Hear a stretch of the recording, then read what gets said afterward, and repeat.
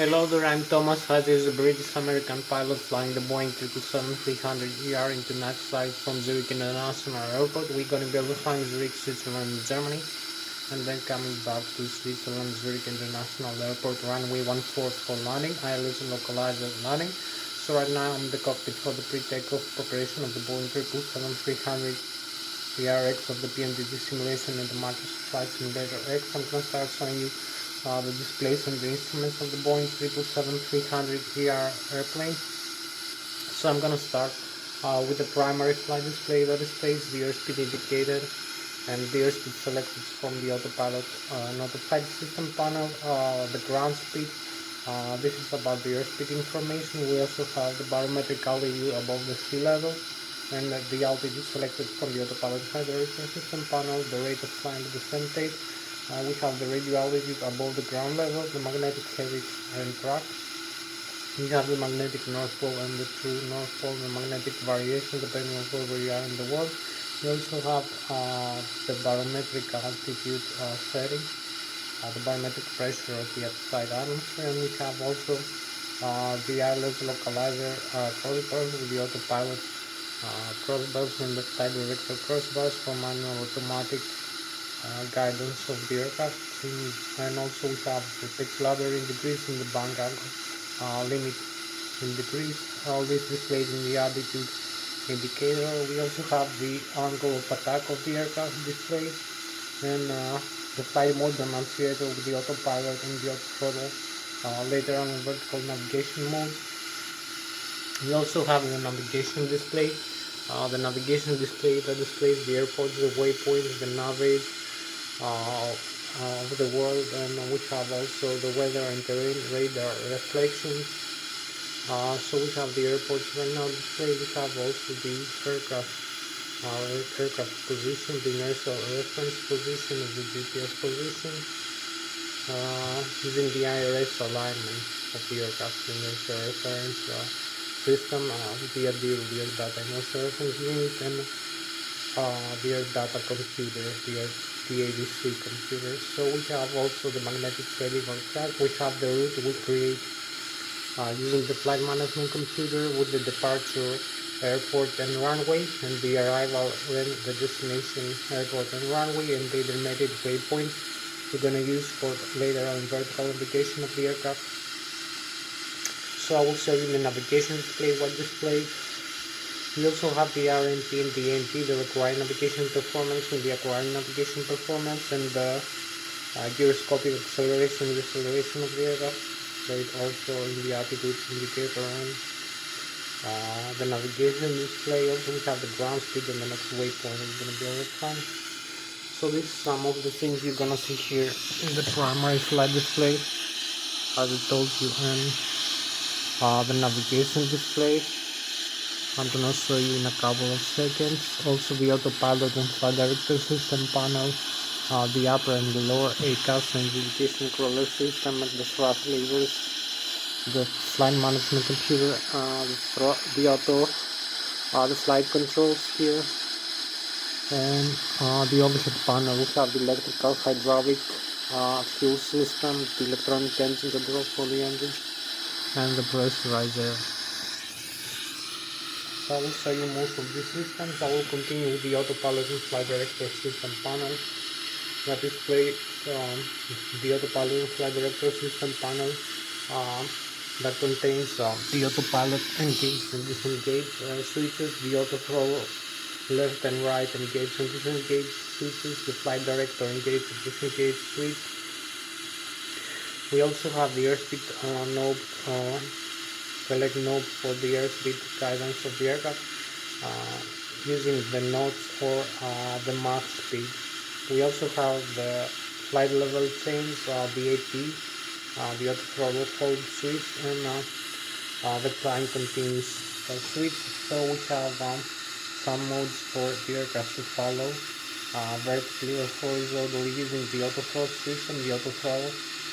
So we'll use fixed thrust for climb, like maximum continuous thrust, or descent like using idle thrust, and also use variable thrust modes for cruising and for approaching landing. I'll show you also that. We have the LNAV and the VNAV switches for the later and vertical navigation of the aircraft using the flight management computer input. We also have, as I told you, the autopilot engage and disengage, the flight director engage and disengage, the bank angle limit hold, and also the heading select node and the heading hold switch. We have the rate of climb and descent of the aircraft. The slider that selects the rate of how fast you want the aircraft to climb and descend using the autopilot setting in flight path angle, trigonometric flight path angle in degrees, or in a rate of climb and descent in feet per minute, tens, hundreds, and thousands of feet per minute. So we also have the altitude hold switch and the altitude select node. We also have the word localizer for an Lszh localizer approach using the autopilot settings and the approach switch for an auto-land function of the Boeing 777-300ER airplane. So I'm going to show you also that. Then I will continue with the thrust levers. I will show you what to do with the thrust levers, how to activate the thrust the aircraft produce. Using for takeoff, for flying, and also the upper and the lower ACAS and the indication controller system. I will show you the flight controls of the aircraft, the yoke, and also the rudder pedals. I'm going to show you the flap levers, the speed brakes. I'm going to show you some other functions like the horizontal tail stabilizer trim. I'm going to show you the radio communication panel, the overhead panel. I'm going to show you the electrical, the left and the right engine driven generators of the aircraft that produce alternate current for the aircraft, the batteries, the APU, the auxiliary power unit we're going to use for starting the engines. I'm going to tell you about how to use it. I'm going to show you also the ADIL system, the air data and user reference unit. I'm going to show you the flight control computers and the thrust asymmetry compensators, the hydraulic pumps, and the air driven and the electrically pressurized hydraulic pumps, the standby valve. We're also gonna have to show you the ram air turbine, and also the electronic engine control for the engines, the left and the right, and also the auto start of the engine, and the fuel control system with the left and the right wind tank, the center tank, and the forward and the aft pump. And also the fuel jettison, the wing and engine ADIs, the pressurizer from the engine system, the bleeder system, and also from the APU that we're going to use for starting the engine, and the cabin pressurization of the aircraft.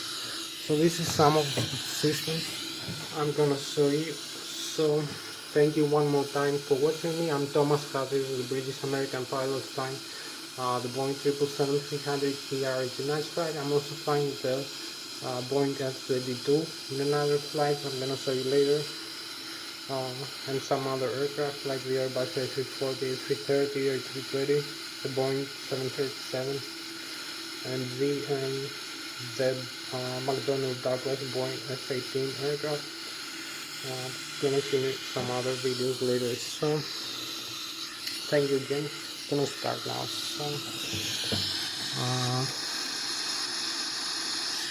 So I hope you had a better view of me. So I'm gonna start with the primary flight display.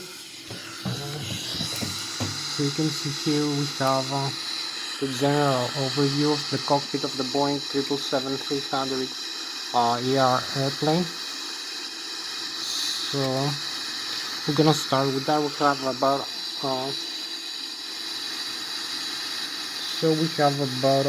an hour left for this flight. So I'm gonna start with this. So you can see we have the airspeed indicated here, the minimum airspeed indicated. The axle is 0, the ground speed is 0. The airspeed selected from the autopilot flight director system panel. So this is the airspeed tape. That is also display other information I'm gonna show you later. So we have the radio altitude above the ground level and the altitude tape here, the barometric altitude, which is different. This is the altitude above the sea level, 1,430 feet right now, using this barometric pressure to the 9.92 inches of mercury. So this is the rate of climb at descent tape in tens, hundreds and thousands of feet per minute.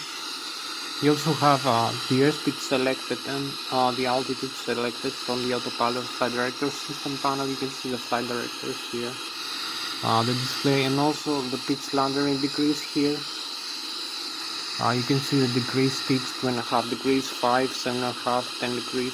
So this is for the takeoff go around mode of the aircraft. So you also have the bank angle limit and the pitch ladder, as I told you.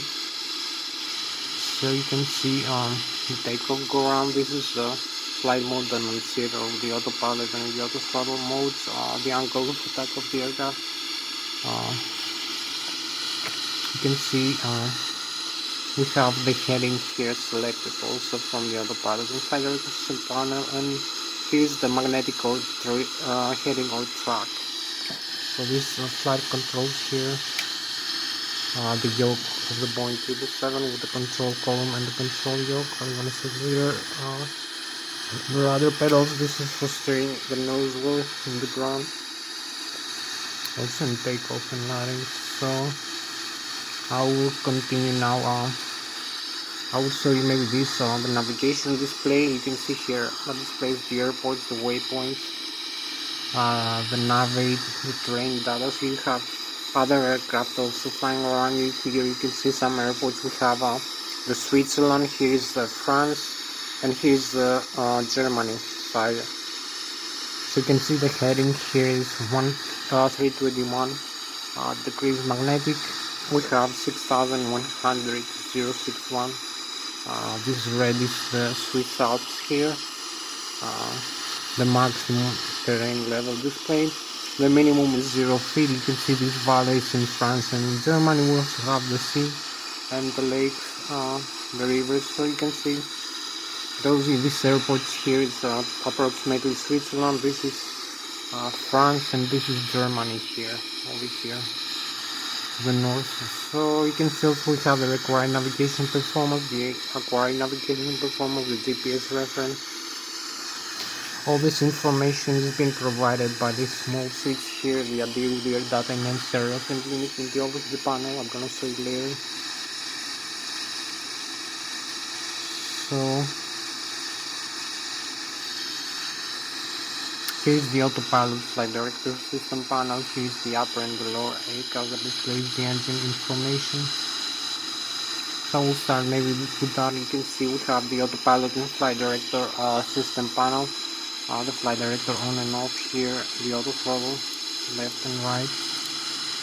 You can see this indication here.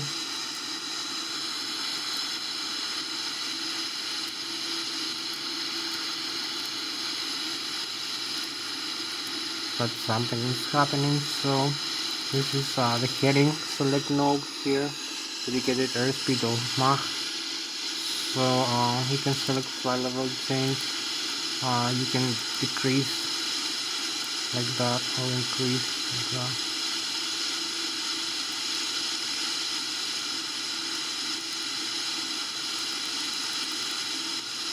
So you select an airspeed here. You can select the LNAV and the VNAV also, like this, by pressing this is the press wheel, as you can see. You can switch this way or this way, one way or another. So you can select also AT, climb continuous, as you can see this switches here.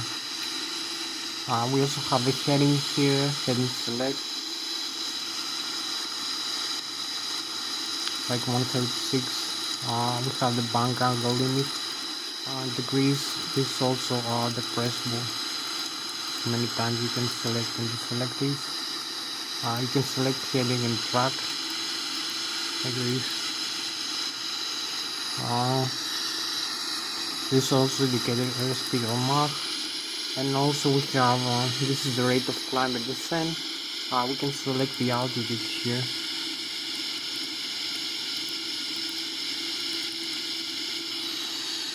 So we can select altitude, hold either mode or flight level change. So this is interchangeable. Also now you have this indication now 253 knots here and 35,300 here, and the heading 136 degrees down here. So this is for the heading, hold and flight level change speed. The flight mode than us here. So we'll continue now.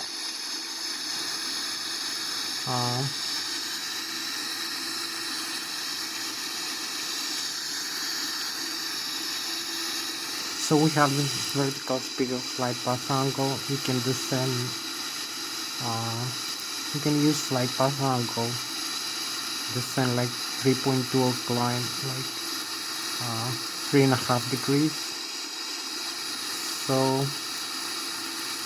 you will see flight path angle now instead of here we are SPA, and you can see this limit here. This mark represents 3.5 degrees symbol that we're gonna use for climb. So if we use for descent, it's gonna be negative. So it's gonna be in the other side. So we're gonna use now vertical speed flight path angle. You can descend like 3,700 or climb. We're gonna use the plus for a climb plus 3,500. So you will see again a different symbol now here. Vertical speed, heading hold, and we have this tick mark here. So we continue this autopilot. So we're gonna use flight level change maybe or altitude like this. So we have now the altitude for the climb mode to this altitude. So we're gonna use this fixed maybe speed and thrust. So you can also select flight level change and select the autopilot on like this. Now we have the autopilot engaged, displayed with an AP. So we have like 1 hour more. So flight level change and heading hold. The autopilot is on. So we can press this switch here. This switch here. We have the autopilot disengaged. So you will see this warning now. So we have disconnected the autopilot disconnect here. You see this red warning here in the upper ACAS. So we cancel either the warning and this re-engage the autopilot like this. So you have again the autopilot connected. So we can disengage like this. You can re-engage, use always this switch here for the autopilot engage. Also use the auto throttle again if we want. So this again the disengage switch. This over here. So this engages and this disengage like this. It's quite simple. So maybe not gonna use the autopilot more right now. I'm gonna show you some other modes here. I'm gonna show you the thrust levers now. How to use lock switch the thrust of the aircraft for takeoff, what it displays. So also I'm gonna show you the upper and the lower ACAS flight control system. So maybe I'm gonna start with the thrust levers. I will show you what they display. So you can see here we have some indications for the thrust levers. So you can see if I increase the thrust like this, you will see markings here increases for the engine thrust, and also you can use the idle. So this is the upper and the lower ACAS. You can increase, decrease the thrust of the engine from this. This is the idle also. So you can see here we have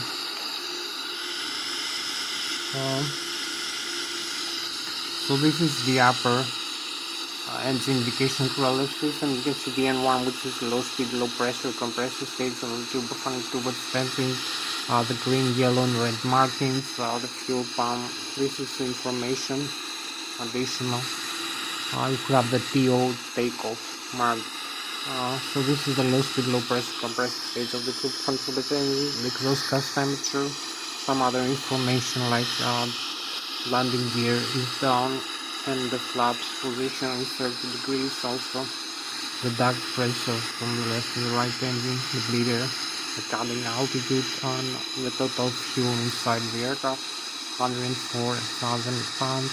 You can see the marks of the Boeing 777 here. We also have the N2, which is the high-speed, high-pressure compressor stage of the turbofan engine, the fuel flow per engine per hour, the oil pressure, oil temperature, oil quantity, and the vibration of the N2 stage of the engine. You can see the speed brakes here, some additional things to know. The horizontal tail trim stabilizer. This is the horizontal tail trim stabilizer here, nose up and nose down. The position decrease. The parking brakes here, up and down. So this is the thrust levers I told you. You can see this switch is for disconnecting the auto throttle system. This is the takeoff ground, left and right engine. You can see some additional things here. You have the fire extinguisher, the left and right engine. You can pull and discharge the fire extinguisher. You just have the horizontal tail stabilizer trim cutout switches here for the CMBR hydraulic systems. If they fail, you disconnect the autopilot and the auto trim in the cutout. So this is the fuel flow control for the left and the right engine. These are master switch. We also have the flap settings here, which is a kind of flight control. You can set whatever value you like. So you will see the target here change, and we have flaps 5. So we can set flaps down to the maximum, like 30.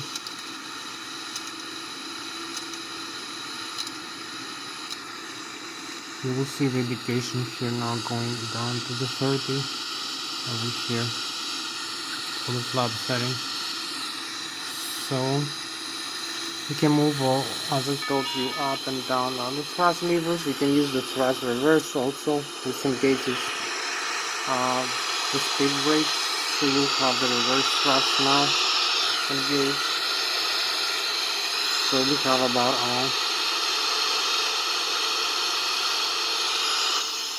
45 minutes left for this flight. So we have now, as you can see, the thrust reverse here engaged. So you can deploy the blocker doors and the speed brakes like this and retract them like this. You can deploy like this. Also the other side like this, as you can see. And we deploy them one more time.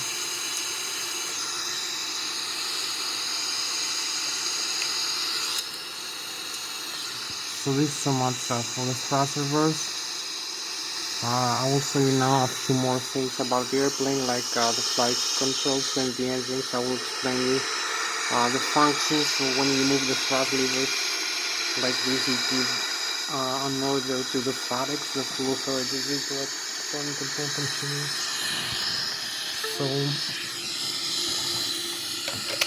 So when you move the thrust levers of the Boeing 777-300ER airplane, or most airliners today, Boeing and Airbus, so you give an order signal to the FADEX, the full authority digital electronic control computers, one installed per engine, dual channel redundancy. One channel fails, the other takes over. So So this controls and indicates all the information that is in the upper and the lower ACAS, like the N1, which is low speed, low pressure compressor stage of the turbofan turbocharged engine.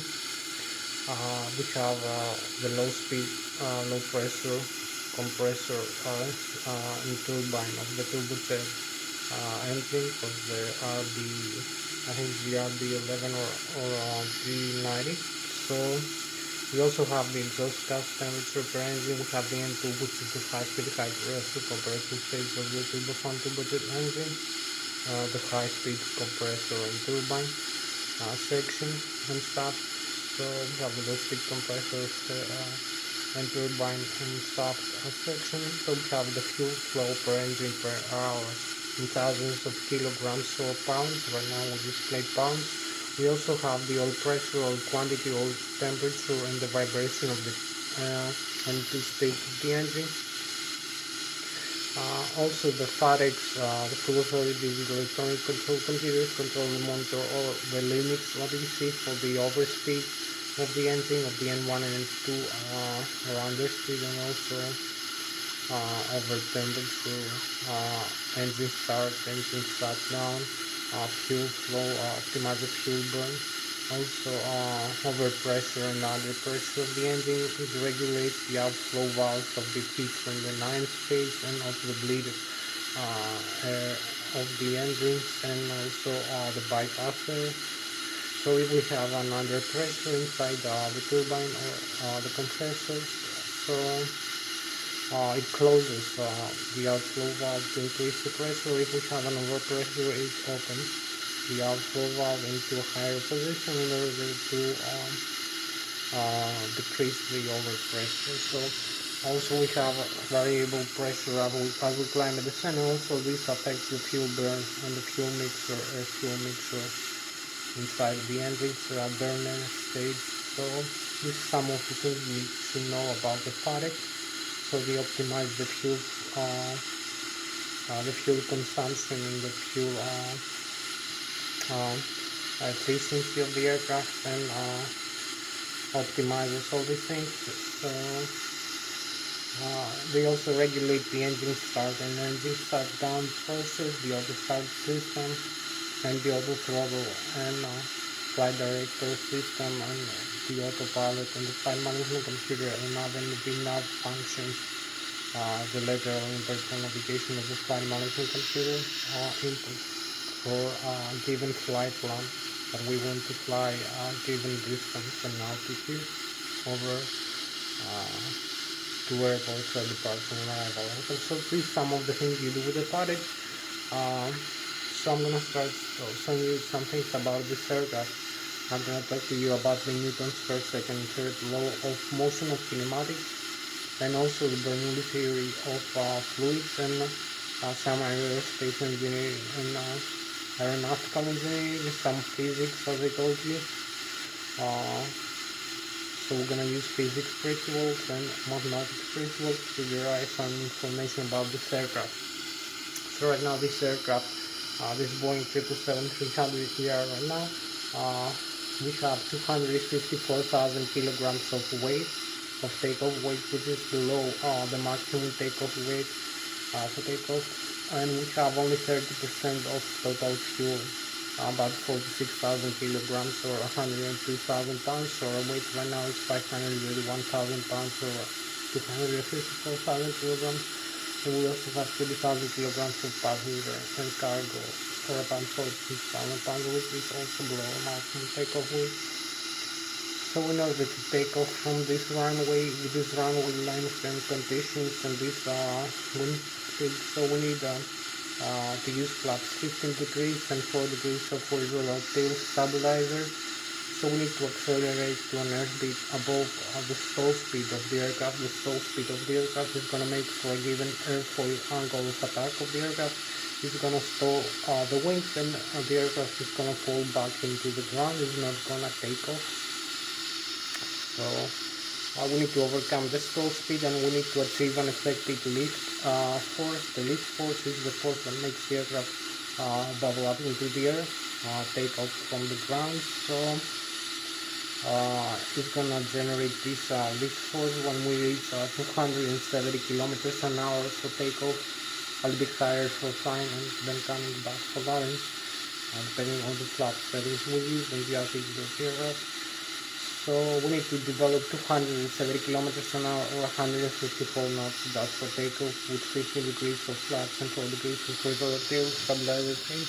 For this 254,000 kilograms of takeoff weight with 46,000 kilograms of fuel on board, total 254,000 kilograms. So we need to generate this takeoff power from the engines. The engines are going to propel the aircraft forward, give it a kinetic energy, which is equal to the 1 second of the mass of the aircraft times the velocity to the power of 2. So I will tell you all the things. I will continue also with the wings. I will develop some airflying theory about this aircraft, how it generates the lift, how it can go into a stall. So I will show you now the wings and the outside view of the aircraft and how to use the flight controls and the engine thrust. So you can see here we have the outside view of the aircraft. You can see the engines, which are so we have two engines installed in this aircraft, one in the left and one in the right wing for thrust symmetry during the flight, and also for redundancy if we have engine failures. So it's better if you use more engines, like 3 or 4 engines. So you can see here the engines installed, they are symmetrical between the left and the right wing, and also the center of gravity of the aircraft, the axis of symmetry. So the aircraft uses its wings to balance in flight and also generate the lift, and have directional control also to regulate its course. So you can see we have the left wing, the right wing. The total weight of the aircraft is being divided over the surface area of the forward wing. So this generates the lift force. The lift force is the force that makes the aircraft airborne. It's holding it up into the air, it's taking off from the ground. So we use the thrust from the engines. You can see the engines thrust vectors here and here, how to move the aircraft forward, and they cannot move it upward. It's not possible for this aircraft because it's not a fighter jet. So it can only move forward and uses its wings to bubble up into the air. So when it moves forward 270 kilometers an hour, the airflow of the air as it moves forward with this airplane 270 kilometers an hour, it generates an airstream that breaks above and below the wing. That makes the differential pressure factor that generates the lift force. So you have more the surface area of the wing below is more flat, as you can see. So the airstream of the air mass of the aircraft accelerates for takeoff, travels slower below the wing, so we have a higher pressure below the wing. As you can see also, the surface of the wing above in the top is more curved. We have a higher curvature, so this makes the wing, the air move faster above the wing. So it has lower pressure above the wing. So you have less speed below the wing with higher pressure, and you have more speed above the wing with less pressure. So it creates differential pressure, and this generates the lift that makes the aircraft bubble up into the air. So you also have some other interesting things when you fly.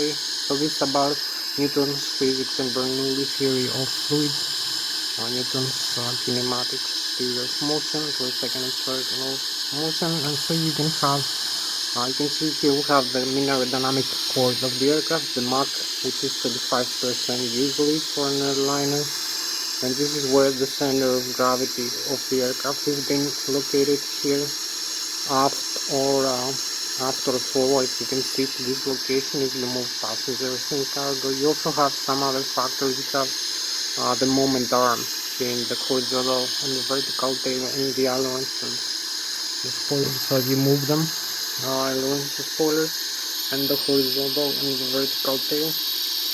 So the moment arm uses rear float deflection by moving the side control surfaces up and down to change the direction of the aircraft as it flies. So the moment arm force is times from the center of gravity, the distance from the center of gravity all the way back to the horizontal tail distance, this distance from the center of gravity, the horizontal tail over the surface area of the horizontal tail that you can move up and down like the elevator or the rudder, the vertical rudder. So this is times the surface area times the distance in meters times the airflow of the air per second times the acceleration of gravity, and this makes the aircraft pitch up and pitch down and also turn left and turn right into the air and also bank roll left and bank roll right.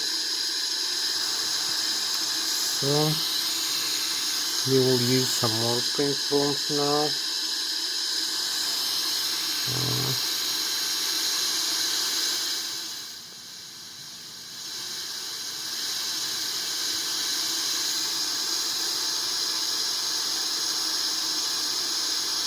So I'll show you now how to use the flight control. So this is the general principle of the aerodynamic lift. So the stalls, you have to overcome the stall, generate lift equals the mass of the aircraft and the acceleration of the gravity, the weight of the aircraft. So we have like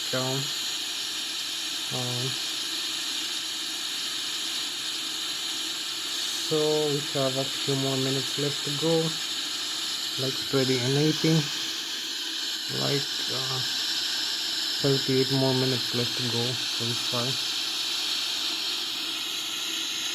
So you can see we have a nice landing here. Another aircraft comes for landing.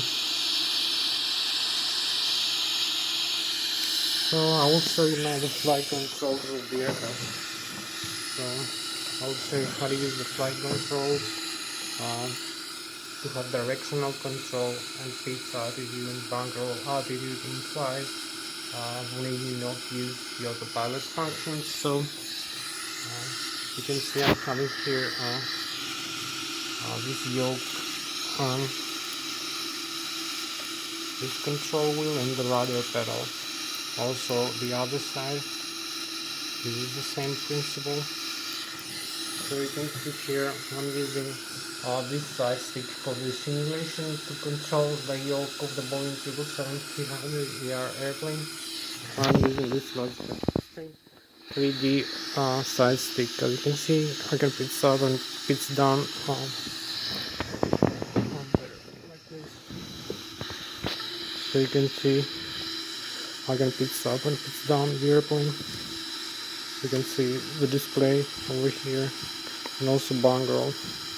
Left and right have flight controls just like in a regular airplane. So you can climb, you can descend, you can bank roll left, you can bank roll right, also hold neutral. And also use the rudder pedals like this here. These have the rudder pedals. One left and right. Also have the thrust levers and the horizontal tail stabilizers. So hope you can see that. The space over there. So I hope you like this. So I'm gonna show you. You can see we have a proportional deflection of the side stick as we move up and down, and also left and right, and the rudder pedals.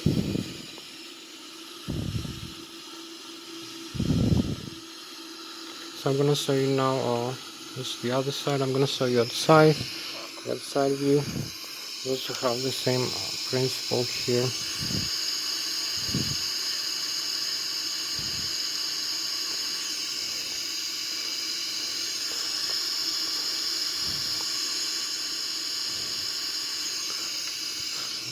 So I will show you now the outside view of the Boeing 777-300ER airplane. the flight control system. And this again, so you can use the side stick for the simulation, climb, descend, it's up, it's down, and also bank roll left and bank roll right. You can see the flight controls movement here and the rudder.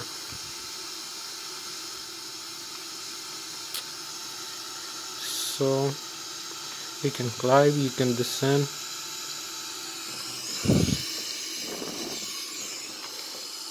Like this. So this is the general view. You can see again proportional movement, flight controls, and hold neutral also, and the horizontal tail 3. So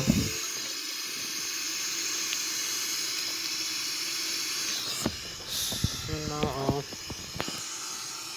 I'm gonna show you inside the airplane the rest of the systems and make the engine start demonstration. So I will continue with the overhead panel, show you the electrical and the hydraulic systems of the Boeing 777-300ER airplane. So I will show you we have a left and right engine driven IDZ, great drive generators that produces alternating 400 Hz, 120 to 200 volts, 400 Hz constant frequency, 120,000 kilovolts, each left and right engine. So when the engine works, also produce torque that drives inside the gearbox electromagnetic alternators using electromagnetic induction principles, bipolar north and south pole electromagnetic induction that produce alternating three-phase. This can be converted into director using the transformer rectifier. You also have the battery and the APU battery for 38 volts, 48 ampere hours. You can convert into alternating using the static inverter, and you also have the APU generator, another 120,000 kilovolts. So you have 120 and 120,000 kilovolts and 120 from the APU, and you have also 25,000 kilovolts from the backup generators. You also have the hydraulic pumps for the hydraulic fluid of the flight controls and the landing gear and the parking brakes and crossing brakes. I'll see you later. So you need the engine and the pressurizer from the engine. So this is some of the engine driving system. I'm gonna show you also an engine start demonstration and set up the flight management computer. So we'll continue now with the overhead panel here. Show you this view maybe faster that I can. So you can see another view here of the cockpit, another nice view. So we have the overhead panel. This is from maintenance. This is the circuit breakers of the overhead panel. You can reset, so you have the same kind of layout that you have in the other virtual cockpit. So you can see a more flatter view of the autopilot and some of the systems. Maybe I will set the flaps for takeoff, like 15 degrees here. You also have the speed brakes. You can see the flaps here set for takeoff. You can see again the information, the air data. I told you the GPS information, and also the gyroscopic acceleration. The acceleration, you have the airspeed, air data, pitot static, pitot anemometric. All this provided by the ADIRU, the air data analyzer reference unit. All this data you see here and here, like the barometric altitude, the airspeed, the altitude using the gyroscopic acceleration, the acceleration of the aircraft, the radio altitude, magnetic heading and track, and the GPS reference position. You can see GPS here. So this is using this also in another flight. We also have the primary flight control computers of the Boeing 777 disconnected normal. The thrust asymmetry compensator on and off. We can use the auto and off like this. We have the battery, the APU battery. We're gonna start the APU now. We have the left and the right engine. I told you, driving with the great drive generators, 115 to 200 volts, 400 Hz frequency, 120,000 kilovolts left and right engine in the APU, and the backup generators. So I will show you that later. We have the passenger oxygen, the ground proximity, the cargo, and the APU fire here, the window sheet, the rammer turbine. So you have the left, the right wiper. Here's some lighting system of the aircraft inside and outside, here and inside for the panels. You have the hydraulics here, the air driving here, C1 and C2, and also the electric driving. So we have a few more minutes left to go, so you can turn on and off like this. You can turn off like this. You have the fold.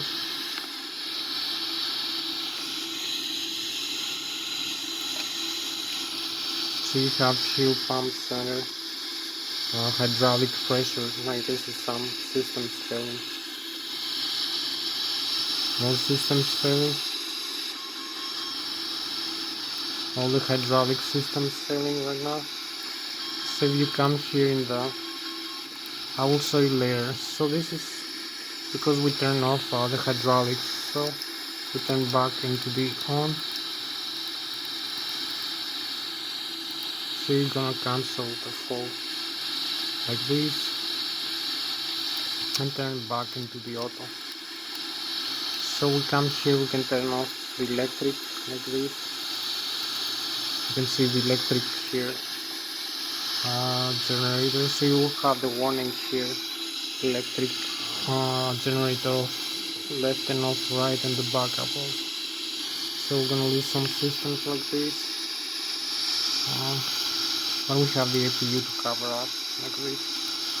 So we also have this is the general layout of the overhead panel. You can see the electric, hydraulic, fuel system, and electronic engine control of the engines, and the pressurizer here. So I will come here. I told you the cargo and the APU fire. We have electronic engine control, left and right engine, auto start, on and off here. You can leave it normal. We can dump fuel in flight. This is the left wing and the right wing fuel tank and the center tank, and the pressurized forward and aft pump for the fuel. So you can see the press like this. Back to the on. This is full because it's empty in center tank. So we have also the wing and everything at the eyes like this, on and auto or off. You use whatever you like. So the lights here, we have also the left and the right engine. I told you the pressurizer system. We're gonna use the APU, this one, for starting the engine. So if I turn off, it's also the pack. This is the pressurizer for air conditioning, wing and engine at the eyes, also for the hydraulics system. So you will see some faults here.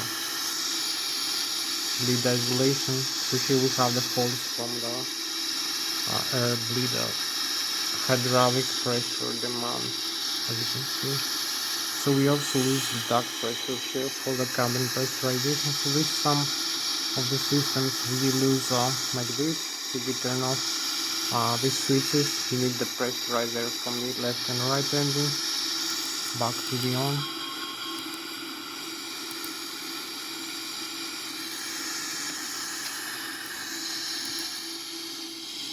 Turn back to auto like this. So this is the pressurization, auto and manual. If you use the manual, you're gonna use to climb and descend, to open and close the outflow valve. So climb and descend to pressurize the cabin of the aircraft. Like you see pressurization. So this is select the landing altitude. So this is some of the things and stuff you can do here. I told you about this.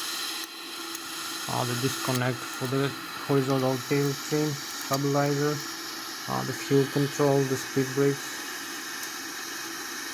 You can see we have the weather radar here, the transporter. So I will show you a couple more things and make the engine start demonstration now. So I'll go on the CDU here. I will show you now. We have like a few more minutes left, so not too much time. So we have the displays, we have the engines here, as you can see. We have the spiders, you can see we have the APUs on and running. You can see how fast the rotation, some faults. So you can see the checklist here, the normal menu, what you need to do before fly, like before start. You can set up all these items. The checklist is complete. You have the non-normal, like if you have a failure also in another flight. You have the communications here, you have navigation again, synoptic. So you have the doors here of the Boeing 777. You can see the doors are closed and the cabin can be pressurized. You can see the landing gear here, the pressure inside the tires and the temperature of the brakes, the electrical, the left engine driving and the right engine driving, and the backup generators here. You also have the APU. You can see the battery voltage here right now, and it's discharging the amber discharging 1 ampere per hour. So this is the left and the right driving. So you have the hydraulics, left engine and right engine, the quantity of hydraulic fluid, also the left and the right engine here, the consumers of the hydraulic fluid, the isolation valves. So you have 3000 psi pressure in each system.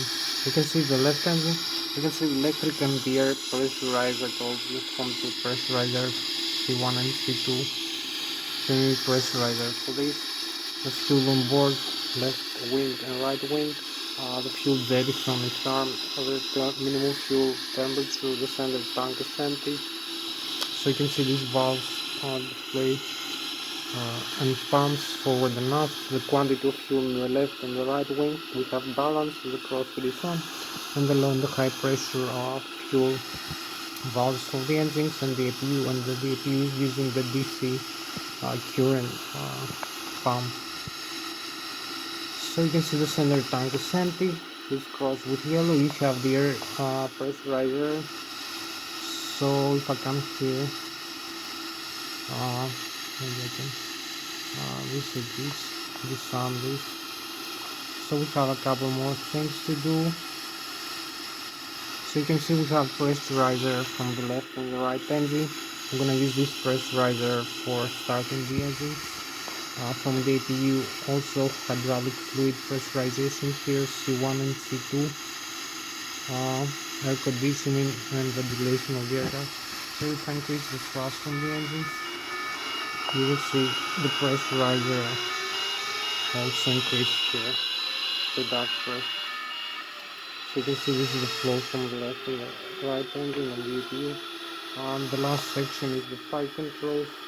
You can see the flight controls. If I can the speed brakes like this, you will see the speed brakes extend. You see the flight control surfaces, everything is working normally. You have also the stabilizer trim, the tail and the rudder. You can see everything is normal. So if I move this around, you can see I'm having the flight controls on normal. Also the other side here. So you can see here everything is working as it should be, like this, and the rudder pedals. So you're now on the mode, so you have the engines like this. So you're not in this virtual cockpit is gonna turn off both engines and go for an engine restart. So both engines now are shut down. So you can see the N1 decreasing here. We have the engine shutdown message. Also the fuel flow here is stop, and the N2 is decreasing. So if I come here to the outside view, here we are right now. So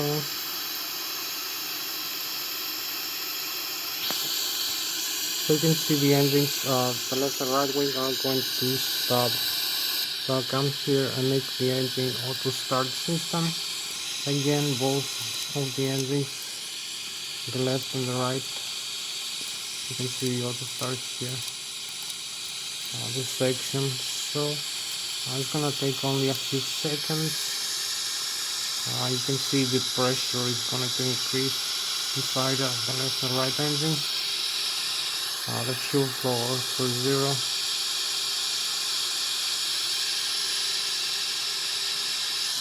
So we have the spinning now of the right and the left engine. So the left engine now starts spinning. So we have about above 30% of N2. We can increase the fuel flow from 0 up to the maximum for this full start. So you will see the fuel flow increase and the N2 increase. So you have the right wing and the left wing engine start here.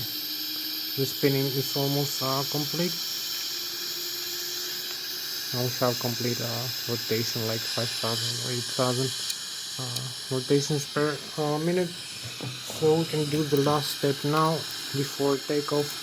I'll set up this flight management computer and then go to the runway for flying.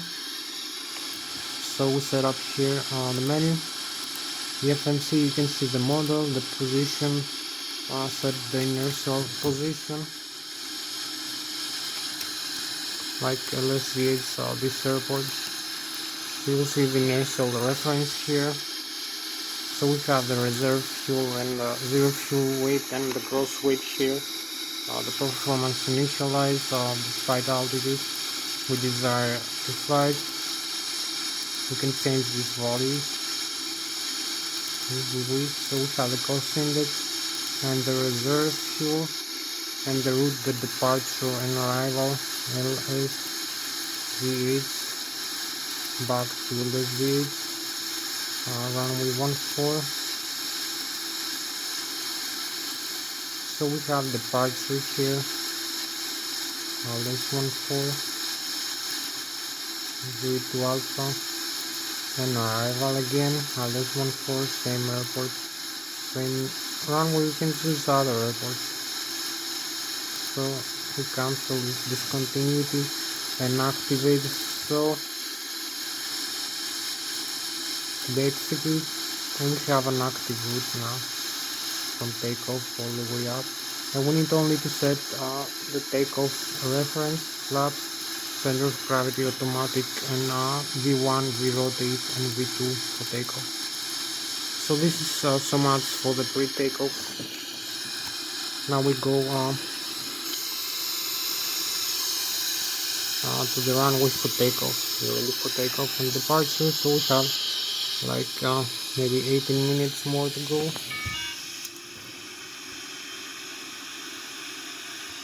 So we disarm the parking brake and go like this. We use the pillar here for steering.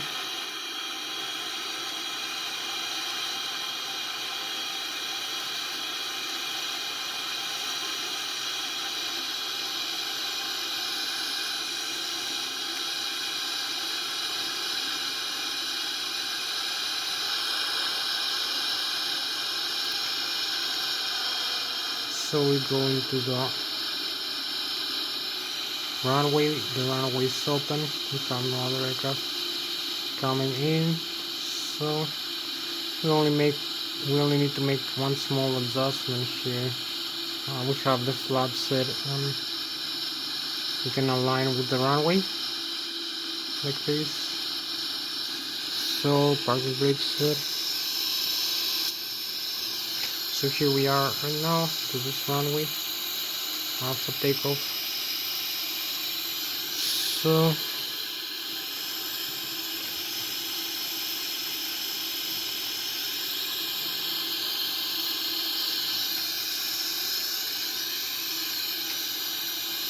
we only need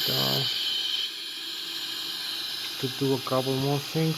So you can see the distance here and also the flight plan I'm gonna use.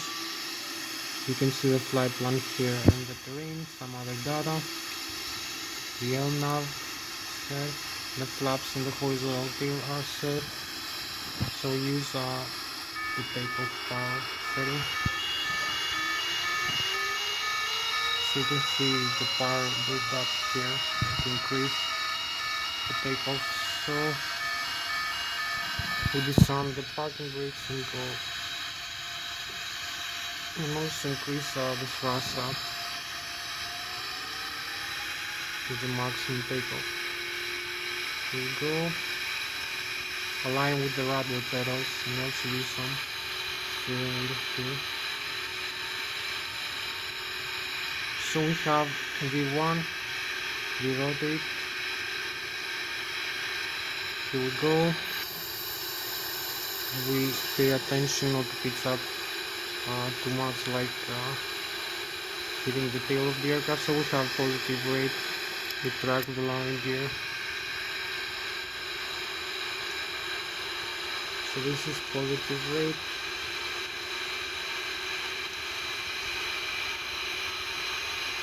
Maybe see some things here. You can see we are 1,900, 2,000, 200, 2,400 above the ground, but 4,000 feet above the sea level. We climb with 8,000 feet per minute. You can see the terrain displayed here, so we will decrease the rate of climb, not to pitch up too much, not ready to decrease right now. So we have the stall speed here, we reach the stall speed marking. So you can see the airspeed is 180 knots, the stall speed is this yellow and red. We climb with 3,000 feet per minute with 7,000 feet above the sea level. So we're gonna start turn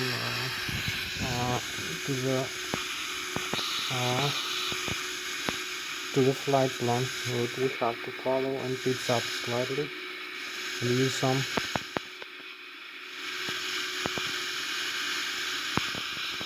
more thrust. So we have like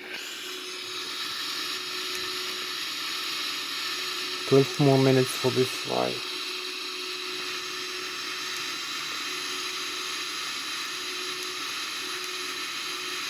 So we keep turning.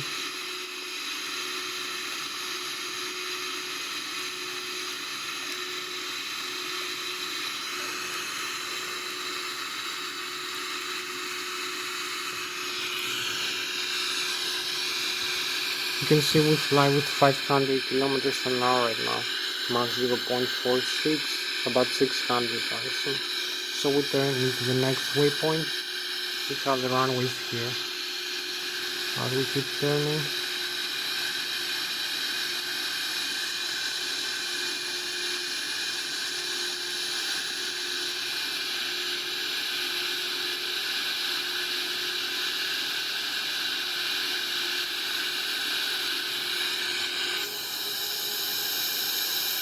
so this is where we are now. So we have a nice night sky here. Fly with 600 kilometers an hour right now. As you can see, they start turning.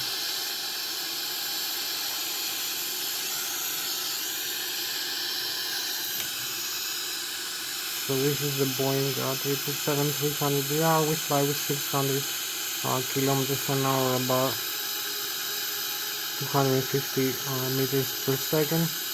This is our airspeed right now.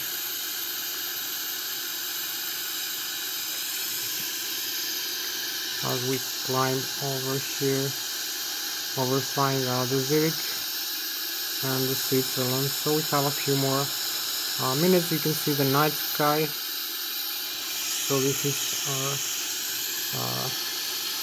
our spacecraft for tonight, the Boeing 777-300. You can see also the airport. We're still in the airport area. So we're gonna develop some more speed as we climb up. We need to use the next waypoint available. So we have this waypoint.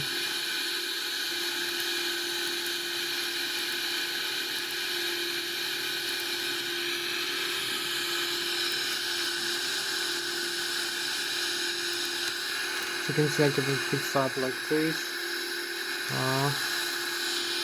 So we have the next waypoint, and also we can use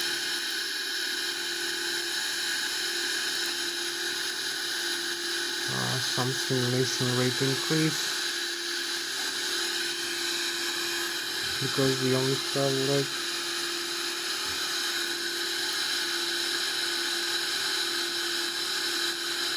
like 10 more minutes left for this flight. So we fly with Mach 0.48 or about 600, 0.58, like 600, 20 or 30 kilometers an hour, like 270 meters per second. We overfly 33,000 feet right now. So we are 33,000 feet right now. You can see we have the chemtrails now. This beautiful contrails, this frozen vapor. We fly with about 600 kilometers an hour, 650 kilometers an hour, overflying Switzerland and Zurich, or about 270 meters a second. We are 35,000 feet above the sea level right now. So we're gonna fly straight a little bit. Maybe I'm gonna show you this. So we have a beautiful frozen vapor here. Maybe we need you can see we have the Germany, the Bayern Munich in front of us this way, if we keep flying straight. So this is our spacecraft for tonight, the Boeing 777-300ER airplane. So I have to go now inside and fix a few things for coming back into the airport. So we level off here, 35,000. So you can see we level off, also increase the airspeed.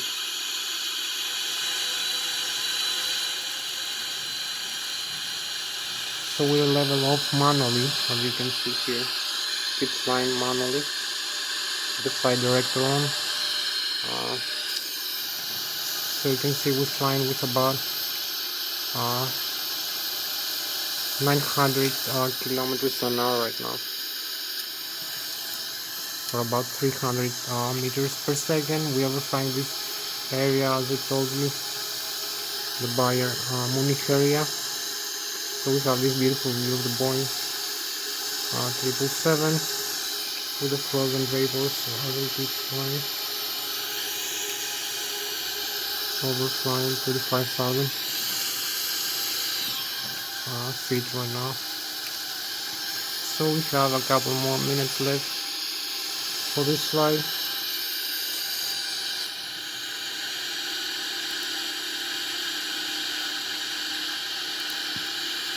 So we keep flying over.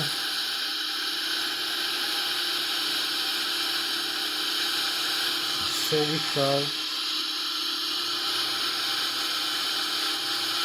like 6 more minutes left. 8 actually.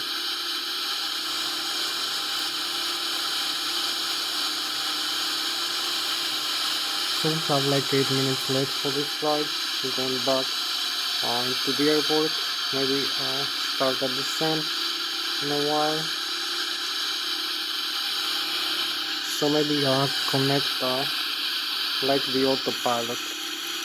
Engage, so you will see the airspeed we have, the autopilot connected, leveling off to the 5,000 feet here.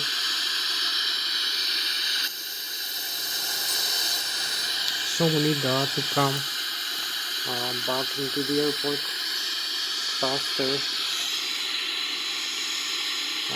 This activate the approach phase also.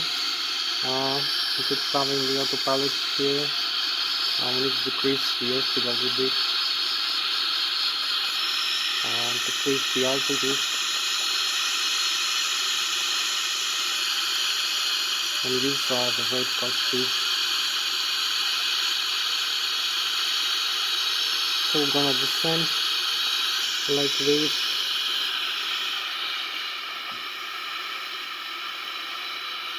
We start descent. Also use the speed brake. Okay. And we have the flash regulated like this. 31%, 33,000 feet like this. So keep descending. So this was takeoff with the Boeing 777. 300 we are flying with 900 kilometers an hour, or about 800 meters per second. So we are 30,000 feet. Need to start slowing down.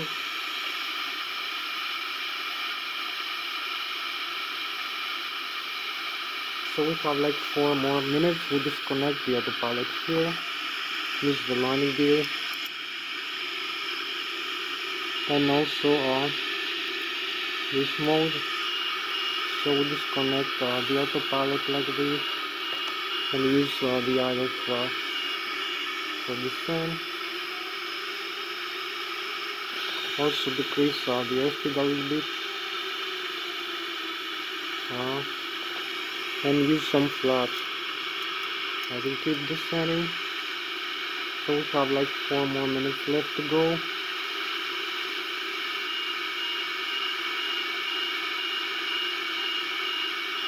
We need to descend more rapidly.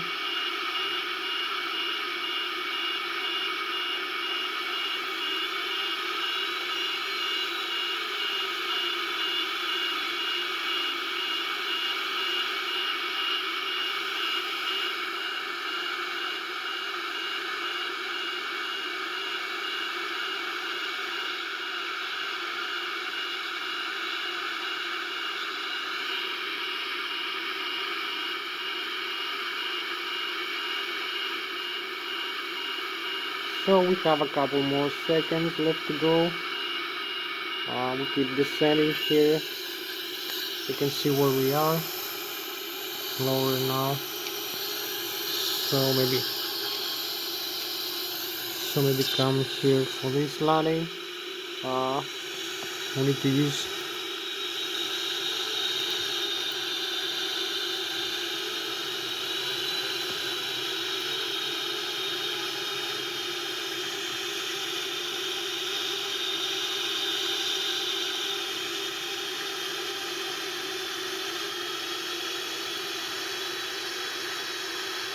so we overflying.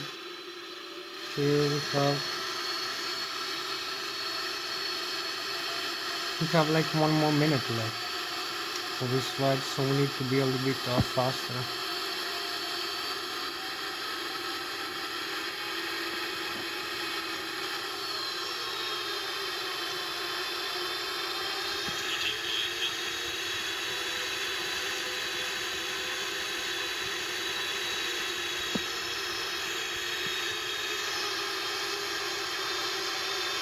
So we're going with maximum rate of descent.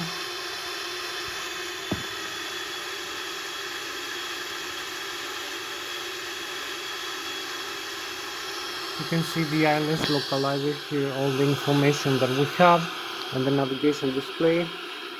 We are almost aligned with the runway. Over here, we need 1 more minute to go.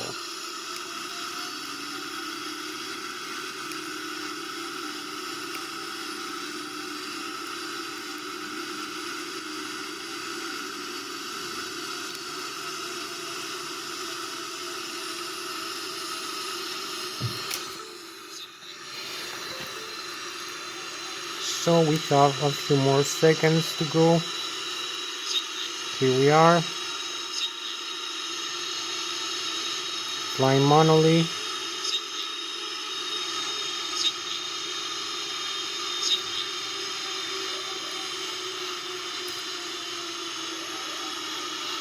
So here we are, 30, 10. Here we are, parking brakes and reverse thrust.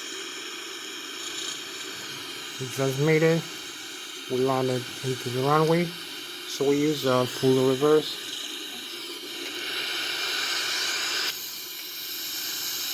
So here we are into the runway, 14.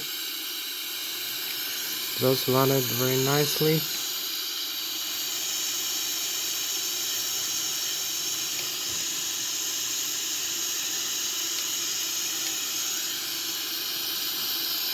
So you can see we have here the landing gear here is normal. The nose wheel also is normal, and the landing gear we have no breakages in the tires and the wheels, as you can see.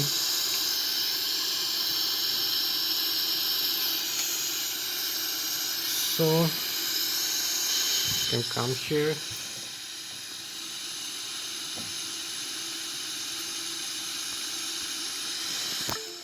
As you can see, everything is normal inside the cockpit, so you can take off again inside the airplane. So that was Thomas Rasmus, the pilot captain, signed the Boeing. The American British pilot signed the Boeing 777-300 ER International Flight in the 11th economy. I'll see you next flight. Bye bye. Bye.